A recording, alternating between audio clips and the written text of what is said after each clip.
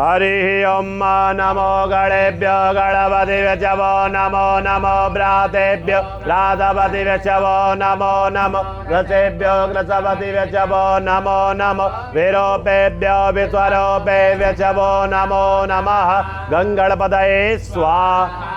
ओम अम्बे अंबिके अम्बालिके नमानयति कशनः सतत स्वकः सुभद्रिका काम्बीलवासिनी अंबिकायै स्वाहा। जय सिया राम। सब सुख लहे तुम्हारी सरना, तुम रक्षक काहू को डरना। हनुमान जी की कृपा कैसे प्राप्त हो जिससे कि हमारा जीवन सुगम हो हनुमान जी की कृपा से, इसको लेकर निरंतर हम सभी भक्त प्रयासरत हैं। और इसी कड़ी में एक महत्वपूर्ण विषय पे आज ज्योतिषाचार्य आशीष कुमार जी अपनी बात रखेंगे। कुछ ऐसे विशेष उपाय आपको बताएंगे और खासकर नवरात्रि के लिए, क्योंकि नवरात्रि काफ़ी करीब है और भक्तों को इंतज़ार रहता है कि माता की आराधना के साथ साथ हम हनुमान जी को कैसे प्रसन्न करें जिससे कि हमारा जीवन सुगम हो सके और हमारी जो मनोकामना है इस जीवन में जो कुछ भी हम चाहते हैं वो सब मिल सके, हमें प्राप्त हो सके। बहुत बहुत स्वागत है आपका आचार्य जी। जय सिया राम। जय सिया राम। बड़ा ही शुभ मौका तुरंत ही आने वाला है। हम चाहेंगे कि भक्तों को पहले आप ये स्पष्ट कर दें कि कब है नवरात्रि और क्या कुछ खास आप बताने जा रहे हैं। 22 मार्च से नवरात्रों की शुरुआत हो रही है और हमारे जितने भी हनुमान जी के साधक हैं, जो हनुमान जी की साधना करते हैं, उनके लिए ये विशेष एक खास मौका है हनुमान जी की साधना करने के लिए। तो सबसे पहले हम ये जान लेते हैं बहुत जल्दी से कि नवरात्रों की शुरुआत कब से हो रही है और घट स्थापना का शुभ मुहूर्त क्या है। उसके बाद में आज हम आपको विशेष रूप से, क्योंकि यही 9 दिन हमारे पास में है जिसमें हम माता रानी के साथ साथ हनुमान जी की पूजा कर, कुछ प्रयोग, कुछ उपाय कर हनुमान जी को प्रसन्न कर उनकी कृपा प्राप्त कर सकते हैं। तो देखिए, नवरात्रि की जो शुरुआत होती है ये चैत्र शुक्ल पक्ष की प्रतिपदा तिथि से होती है और तभी से हमारे नव वर्ष की शुरुआत होती है। हम हिंदू पंचांग के अनुसार अपने नव वर्ष में प्रवेश करते हैं। इस बार 21 मार्च को रात्रि 10:52 से प्रतिपदा तिथि की शुरुआत हो रही है, जो कि 22 मार्च 8:20 रात्रि तक रहेगी। उद्या तिथि हमें 22 तारीख में 22 मार्च को प्राप्त हो रही है, इसलिए नवरात्रि की शुरुआत 22 मार्च से ही हो रही है। उसके बाद 30 मार्च को रामनवमी का पर्व रहेगा। विशेष रूप से आपको कुछ प्रयोग बताएंगे, उसमें उसकी भी आज चर्चा की जाएगी। अब आप कलश स्थापना का शुभ मुहूर्त जान लीजिए। 22 मार्च को प्रातः 6:21 से 7:43 के बीच में सुबह शुभ मुहूर्त रहेगा कलश स्थापना का। इसी समय में आप कलश स्थापना कीजिए।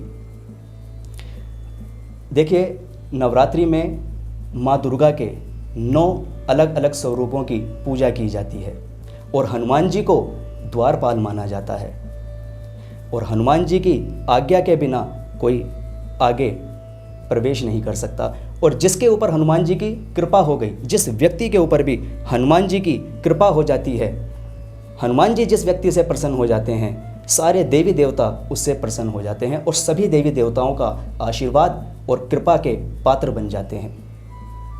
आइए अब आपको जल्दी से वो प्रयोग बता देते हैं जिसकी आज हम चर्चा करने वाले हैं, या जिसके लिए हम आज ये अद्भुत प्रोग्राम बना रहे हैं, जिनको करके आप अपने जीवन में माता रानी के साथ साथ, क्योंकि माता रानी जो जगत जननी हैं, उनके साथ में हम द्वारपाल हनुमान जी जो सबके संकट और कष्टों को हरने वाले हैं, उनकी आराधना करके कैसे करें, क्या उपाय करें जिससे हमें अपने जीवन में संकटों और कष्टों से मुक्ति मिले। देखिए, सबसे पहले आप क्या करें, प्रतिपदा तिथि से जिस दिन हमारे नवरात्रि की शुरुआत हो रही है, उस दिन आप सबसे पहले अपने स्नान इत्यादि से निवृत्त होकर के आप एक लाल कलर के शुद्ध आसन पे बैठ जाएं और एक लाल रंग का ही कलावा लें। उसको ऐसे इतना बड़ा कलावा लें और उसको अपने सर के ऊपर ऐसे रख लें। जो हमारी माताएं बहनें हैं, स्त्रियां हैं, वो लाल रंग का कोई कपड़ा या चुनड़ी अपने ओढ़ ले, शरीर पर डाल ले। उसके बाद में हनुमान जी के सामने एक घी का दीपक लगाएं। अपने हाथ के अंदर, हाथ के ऊपर गंगा जल रखें और संकल्प लें, जो भी आपकी मनोकामना है, जो भी आप हनुमान जी से प्राप्त करना चाहते हैं। वैसे तो वो सब जानते ही हैं, लेकिन मांगने से मिलता है। अगर हम भगवान से, प्रभु से अगर कुछ मांगते हैं तो वो प्राप्त होता है। तो आप गंगा जल हाथ में रख लें और अपनी जो भी आपकी मनोकामना है, जिस चीज़ के लिए आप हनुमान जी की पूजा करना चाह रहे हैं, कोई आपके जीवन में कर्ज लग गया है, आपको कर्जों से मुक्ति नहीं मिल रही है, आप मकान की शुरुआत करने जा रहे हैं, मकान बना रहे हैं और बार बार उसमें किसी भी प्रकार की रुकावट या अड़चन आ रही है, बच्चों के विदेश जाने में कोई रुकावट आ रही है। कई बार ऐसा होता है कि व्यक्ति के जीवन में बार बार किसी न किसी रूप में कोई ना कोई व्यक्ति बीमार ही रहता है, या अन्य आपकी परेशानी है, कोई धन से संबंधित आपकी समस्या है, आपके घर में बरकत नहीं है, कोई भी आपकी समस्या है, वो आप संकल्प ले लीजिए। बस उसको आप हनुमान जी के समक्ष रख दीजिए, अपनी उस समस्या, उस प्रॉब्लम को आप हनुमान जी के समक्ष रख दीजिए और वो संकल्प का जल आप हनुमान जी के चरणों में अर्पित कर दीजिए। उसके बाद एक कटोरी लीजिए, साफ और शुद्ध, या तो वो कांच की हो या स्टील की हो। अगर किसी के पास कोई छोटी कटोरी या कोई पात्र ऐसा है जो चांदी का है, तो आप उसको भी इस्तेमाल कर सकते हैं। उसके अंदर पीली सरसों आप बराबर मात्रा में ढेरी टाइप की बना लें उसकी, और उसके ऊपर एक टुकड़ा देसी, जिसे भीमसेनी कपूर भी बोलते हैं, देसी कपूर का आप रख लीजिए और उसमें आप 2 लौंग कम से कम रखिए। 5 लौंग रख लें तो बहुत अच्छा है, नहीं तो 2 लौंग से भी काम चल जाएगा। 2 लौंग यानी एक जोड़ा लौंग का आप उसके ऊपर रख दीजिए।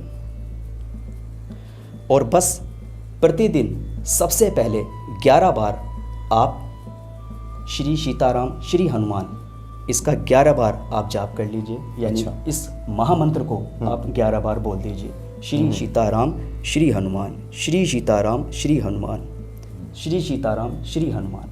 थोड़ा सा राम सीताराम का, सिया राम का गुणगान कर लीजिए। उसके बाद में आप हनुमान चालीसा का पाठ कीजिए। आप हनुमान चालीसा का इन 9 दिन में, यदि आपकी अष्टमी होती है तो अष्टमी तक, नवमी होती है तो नवमी तक, एक बार पाठ कीजिए। सिर्फ एक बार पाठ कीजिए, लेकिन भावार्थ सहित कीजिए। यानी कि जिन पंक्तियों को, जिन चौपाई को आप पढ़ रहे हैं, उसका आपको भावार्थ समझ में आना चाहिए, एक एक पंक्ति का।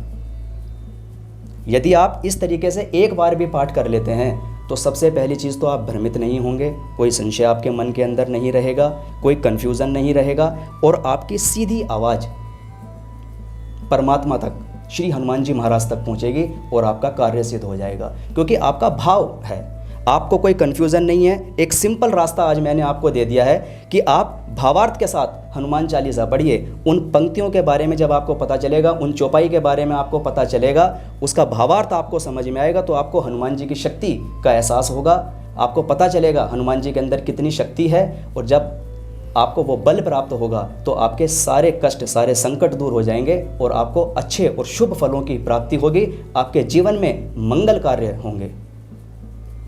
तो आपको इस प्रकार से एक बार हनुमान चालीसा का पाठ करना है भावार्थ सहित। उसके बाद में यदि आपके यहाँ अष्टमी होती है तो अष्टमी, और नवमी होती है तो नवमी वाले दिन आप एक सूक्ष्म रूप से छोटा हवन करें और उसमें पंचमेवा थोड़े से ले लीजिए, थोड़ा सा उसमें गुड़ और देसी घी मिला लीजिए और ओम हं हनुमते नमः मंत्र के साथ में 51 आहुति के साथ आप सूक्ष्म रूप से हवन कर लीजिए। अगर समय है तो अच्छा है 108 आहुति के साथ में कर लीजिए। इस तरीके से आप हनुमान जी का ये प्रयोग इस नवरात्रों में करके देखिए। मुझे लगता है कि सबसे पहली चीज़ तो आपकी मानसिक अशांति आपको दूर होगी। बड़ा अच्छा लगेगा जब आप माता रानी के साथ, हमारे द्वारपाल हनुमान जी महाराज की उपासना करेंगे और उनकी कृपा प्राप्त के लिए। कोई अपने मन में कोई, ये तो मैंने आपको बताया है कि यदि आपके मन में कोई भाव है या कोई कार्य आप सिद्ध कराना चाहते हैं, कोई समस्या है, तो आप उसको बोल दीजिए, हनुमान जी उसको पूरा करने में लगेंगे और पूरा होता भी है। लेकिन अगर नहीं भी है तो कोई भी व्यक्ति सिर्फ आप ऐसे ही कीजिए, हनुमान जी को प्रसन्न करने के लिए कीजिए। अगर हम अपने पिताजी के लिए कोई या अपने बड़े भाई के लिए कोई सामान लेकर के आते हैं तो इसलिए नहीं लाते कि वो ये बोलेंगे कि वाह तूने बड़े तारीफ़ लायक काम किया है, तारीफ़ काबिल काम किया है। बस हमें अच्छा लगता है तो शायद उनको भी अच्छा लगता है। तो यदि आपको अच्छा लगेगा हनुमान जी की सेवा करके तो उनको भी अच्छा लगेगा, वो प्रसन्न होंगे। और यदि उनकी कृपा हो गई तो कृपा शब्द में पूरी सृष्टि समाई हुई है। यदि कृपा हनुमान जी की हो गई तो जो काम आपका 10 साल में नहीं हुआ वो काम आपका 1 महीने में हो सकता है, 6 महीने में हो सकता है, 3 दिन में हो सकता है। ये तो प्रभु जानते हैं, लेकिन होगा ज़रूर, क्योंकि कृपा अपने आप में एक बहुत बड़ा शब्द है। आपने किसी भी साधु संत या ऋषि मुनि को आपने देखा होगा तो हमेशा वो कृपा कहते हैं। वो ये नहीं कहते आशीर्वाद या कोई अन्य चीज़, वो कहते हैं कृपा, क्योंकि उन्हें पता है कि कोई भी चीज़ कम या सूक्ष्म हो सकती है, लेकिन कृपा शब्द इतना बड़ा है कि यदि कृपा हो गई, कृपा मिल गई तो सब कुछ मिल गया, सब संभव हो जाएगा। और इन 9 दिन में आप नियम बना लीजिए, साधु संत के तुम रखवारे, असुर निकंदन राम दुलारे। इन 9 दिन में आप कोई भी फल या 2 केले ही ले लीजिए, आप चाहे एक साधु को या अलग अलग साधु संत पंडित पुजारी या गुरु जी को कुछ दक्षिणा के साथ में दान कर दीजिए, क्योंकि हनुमान जी साधु संत के बहुत करीब रहते थे, रक्षा करते थे साधु संत की, बड़ा प्रेम करते थे। तो आप भी जिनको आप अपना गुरु मानते हैं या कोई पंडित हैं, पुजारी हैं, साधु है, संत है, आप उनको कुछ ना कुछ ज़रूर खाने की चीज़ें या फल दे दीजिए, 2 केले ही दे दीजिए, आप उनको थोड़ी सी दक्षिणा दे दीजिए, तरीके से उनका पाँव हाथ लगा करके उनका आशीर्वाद ले लीजिए। और यदि वो आपके सर पे हाथ रख करके आपको आशीर्वाद दे देंगे तो समझ लीजिए आपको हनुमान जी ने आशीर्वाद दे दिया, आपको उनकी कृपा प्राप्त हो जाएगी। हम अपने लेकिन गुरुओं का सम्मान करना ही नहीं जानते या करना ही नहीं चाहते, जबकि जिनकी हम साधना कर रहे हैं वो खुद कह रहे हैं आप पढ़ते हैं लेकिन उसका अनुसरण नहीं करते, समझते नहीं हैं आप। साधु संत के तुम रखवारे, असुर निकंदन राम दुलारे। वो साधु संत के रखवारे थे, हैं, साधु संत के रखवारे हैं, माफ़ कीजिएगा। और यदि आप भी अपने गुरुओं की, अपने संतों की, पंडित पुजारी की आप रेस्पेक्ट करेंगे, उनका आदर सम्मान करेंगे, आप कुंडली दिखाने भी जाते हैं अपने ग्रह गोचर के लिए, तो आपको 50% फल तो तभी मिल जाता है जब आप अपने गुरु से बात कर रहे हैं, अगर आप उनका सम्मान कर रहे हैं। और यदि आप ये समझते हैं कि कुछ दक्षिणा दे करके आप उनसे पूछ रहे हैं तो आप ये समझ लीजिए उसका कोई फल नहीं है। अगर आप ये सोच रहे हैं कि हमने तो पैसे दिए हैं, क्या हो गया, पैसे दिए हैं और उनसे कुछ पूछ रहे हैं, नहीं। सबसे पहले आप उनकी इज्जत करना सीखिए। यदि आपने अपने गुरुओं की इज्जत कर ली तो आपको आधा फल तो उसी से मिल जाएगा, और आधा फल जो आपको वो ज्ञान देंगे यदि आप उसको मानते हैं तो आपको प्राप्त हो जाएगा। उसके बाद में जिन बच्चों की पढ़ाई में, अभी वैसे एग्ज़ाम का समय चल रहा है, माता पिता बड़े चिंतित हैं अपने बच्चों की परीक्षा को लेकर के। अगर किसी के अभी एग्ज़ाम बचे हुए हैं तो वो, नहीं तो आगे के लिए भी, क्योंकि पढ़ाई तो चली रही है, चलती ही रहेगी। जिन बच्चों को आपको लगता है कि उनकी बुद्धि थोड़ी कमज़ोर है, एकाग्रता में कमी है, कंसंट्रेशन नहीं बन पाता, वो सरस्वती यंत्र बना लीजिए। ये हम अपने चैनल पर आपको डाल देंगे, आप उसमें देख सकते हैं। भोजपत्र पे लाल रंग के पेन से या अष्टगंध की स्याही से, अनार के कलम से आप सरस्वती यंत्र बना लीजिए भोजपत्र पे। अगर वो ज़्यादा बड़ा लगता है आपको तो लाल कलर के पेन से बना लीजिए, छोटा बनाइएगा, क्योंकि अभी आगे आपको बताने वाला हूँ कि उसका क्या करना है। सरस्वती यंत्र बना लीजिए, उस यंत्र को आप पूजा में रख दीजिए माँ भगवती के चरणों के पास में, और 11 बार 11 माला जाप, या देवी सर्वभूतेषु विद्या रूपेण संस्थिता नमस्तस्ये नमस्तस्ये नमस्तस्ये नमो नमः। 11 माला जाप आप प्रतिदिन करें 9 दिन तक, और लास्ट वाले दिन आप उस यंत्र को धूप दीप दिखा करके, एक चांदी का कैप्सूल शेप का ताबीज आता है, आप उसके अंदर फोल्ड करके आप थोड़ा सा उसको पन्नी में आप लपेट लीजिए, रैप कर लीजिए, और उस ताबीज़ के अंदर आप उसको डाल दीजिए, ढक्कन लगा दीजिए, थोड़ी एल्फी की सहायता से आप उसको लॉक कर दीजिए, बंद कर दीजिए। और बस अपने सीधे हाथ में पकड़ के, या अगर बच्चे खुद कर रहे हैं तो इसको खुद कर ले, नहीं तो बच्चे यदि छोटे हैं तो उनके परिजन माता पिता इस प्रयोग को कर सकते हैं। और हाथ में लेकर के अपनी मनोकामना बोल करके लाल रंग के धागे में या पीले रंग के धागे में बच्चे के गले के अंदर डाल दीजिए। आप इस यंत्र का चमत्कार देखिएगा। माँ सरस्वती जो ज्ञान की देवी हैं, उनका आशीर्वाद आपको प्राप्त होगा। बच्चों की बौद्धिक शक्ति बढ़ेगी, एकाग्रता बढ़ेगी और परीक्षा में सफलता प्राप्त होगी। आप इस प्रयोग को करके देखिए, क्योंकि ये 9 दिन बहुत अद्भुत हैं और इन 9 दिन में माता रानी के 9 अलग अलग स्वरूपों की पूजा होती है, माता रानी का आशीर्वाद प्राप्त होता है। ऐसे में वो व्यक्ति क्या करें, माँ भगवती के सामने या देवी सर्वभूतेषु माँ सिद्धिदात्री रूपेण संस्थिता नमस्तस्ये नमस्तस्ये नमस्तस्ये नमो नमः, इसका 11 माला जाप करें। यदि किसी व्यक्ति का कोई कार्य सिद्ध नहीं हो रहा है, कोई कार्य किसी भी रूप में अटक गया है, या आप किसी कार्य को सफल बनाना चाहते हैं, उसमें बार बार लाख प्रयास करने के बाद में भी आपको उचित सफलता प्राप्त नहीं हो रही है, तो आप क्या करें, या देवी सर्वभूतेषु माँ सिद्धिदात्री रूपेण संस्थिता नमस्तस्ये नमस्तस्ये नमस्तस्ये नमो नमः, इस मंत्र की 11 माला जाप प्रतिदिन 9 दिन तक करें। आप देखिएगा ऐसा अद्भुत आशीर्वाद, ऐसी कृपा आपको माँ भगवती की प्राप्त होगी कि वो कार्य आपका कुछ ही समय अंतराल में सिद्ध हो जाएगा। अब आते हैं लक्ष्मी, क्योंकि इस समस्या से भी काफ़ी लोग परेशान होते हैं, जो अपने जीवन में अचानक से धन प्राप्त करना चाहते हैं कि माँ लक्ष्मी की उनके ऊपर कृपा हो जाए। और क्योंकि कोई भी बड़े काम हैं वो बिना पैसों के नहीं होते, ये मैं समझता हूँ। तो जो लोग अचानक से धन प्राप्त करना चाहते हैं या जिनके जीवन में धन का अभाव है, वो चाहते हैं कि माँ लक्ष्मी की कृपा हो ताकि हमारे जीवन से दरिद्रता दूर हो, माँ लक्ष्मी का हमारे घर के अंदर वास हो और रुपए पैसे को लेकर के जो परेशानी है हमारे जीवन से वो समाप्त हो जाए, तो वो व्यक्ति श्री यंत्र। अब श्री यंत्र में भी मैं आपको बड़े सहज भाव से बताने का प्रयास कर रहा हूँ कि कोई भी लीजिए आप स्फटिक का श्री यंत्र ले लीजिए जो कुर्माकार पृष्ठ वाला आता है, या आप पंचधातु का अष्टधातु का बना हुआ आता है, या मेटल का बना हुआ आता है। अगर वो भी नहीं है तो सिंपल, यदि आपकी इतनी भी व्यवस्था नहीं है कोई बात नहीं, परेशान होने की आपको बिल्कुल भी आवश्यकता नहीं है।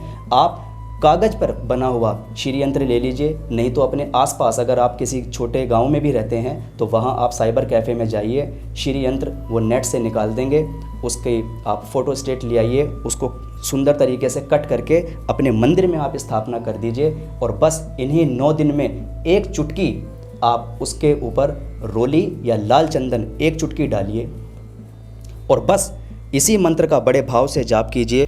ओम श्रीम ह्रीम श्रीं कमले कमलालय प्रसीद प्रसीद श्रीम ह्रीम श्रीं महालक्ष्मी नमः। इस मंत्र का आप नित्य प्रतिदिन 11 माला जाप कीजिए। यदि आप श्री यंत्र के ऊपर एक चुटकी रोली प्रतिदिन डाल करके या लाल चंदन आप उनके ऊपर एक चुटकी डाल करके 11 माला जाप, हो सके तो स्फटिक की माला से जाप कीजिए, अगर नहीं है तो आप गिनती में ही जाप कीजिए, 11 माला जाप कर लीजिए। आप देखेंगे माँ लक्ष्मी की आपके ऊपर कृपा हो जाएगी, माँ लक्ष्मी का आपके जीवन में वास हो जाएगा। रुपए पैसे से संबंधित यदि आपको समस्या आ रही है वो आपके जीवन से दूर हो जाएगी और अचानक आपके जीवन में धन का आगमन हो जाएगा, अचानक से आपके जीवन में धन की वृद्धि होना प्रारंभ हो जाएगी। उसके बाद में अब देखिए बड़ा ही विशेष दिन 30 तारीख को रामनवमी भी है। उस दिन आप क्या करें, क्योंकि ये हमारी जो श्रृंखला है, जो ये यात्रा है उपाय की, उसमें ये विशेष प्रयोग है। ये तो नवरात्रों का हो गया, उसके बाद में रामनवमी 30 तारीख की है। 30 तारीख में भगवान श्री राम को आप तुलसी का भोग लगाएं और सुंदरकांड का पाठ करें। सुंदरकांड के पाठ के साथ में यदि आप सुंदरकांड का पाठ भी कर सकते हैं और श्री सीता रामाष्टकम का पाठ करें। या तो सुंदरकांड का पाठ कीजिए या फिर श्री सीता रामाष्टकम का आप पाठ कीजिए। यदि इस तरीके से आप 22 तारीख यानी 22 मार्च से लेकर के और 30 तारीख तक के इन प्रयोगों को अपने जीवन में अपनाते हैं तो आपके ऊपर हनुमान जी की विशेष कृपा होगी माता रानी के साथ। और जो समस्याओं के लिए हमने उपाय बताए हैं, यदि आप वो करते हैं तो वो समस्याएं अपने आपके जीवन से दूर हो जाएंगी और आपको माँ भगवती की असीम कृपा प्राप्त होगी। हनुमान जी महाराज का विशेष आशीर्वाद और कृपा आपको प्राप्त होगी। जी हाँ बिल्कुल। तो बड़ा ये शुभ मौका है और कुछ खास मौके ऐसे होते हैं जिस वक्त साधना विशेष रूप से फलीभूत होती है। तो नवरात्रि में जो भी साधक हैं, इंतज़ार रहता है साधकों को कि ये समय आए कि हम अपनी साधना को फलीभूत करें। तो बड़ा अच्छा मौका है जो आशीष कुमार जी ने बताया है, उन उपायों को आप कीजिए, निश्चित तौर पे हनुमान जी कृपा करेंगे। बहुत बहुत धन्यवाद आपका। जय सिया राम। जय सिया राम।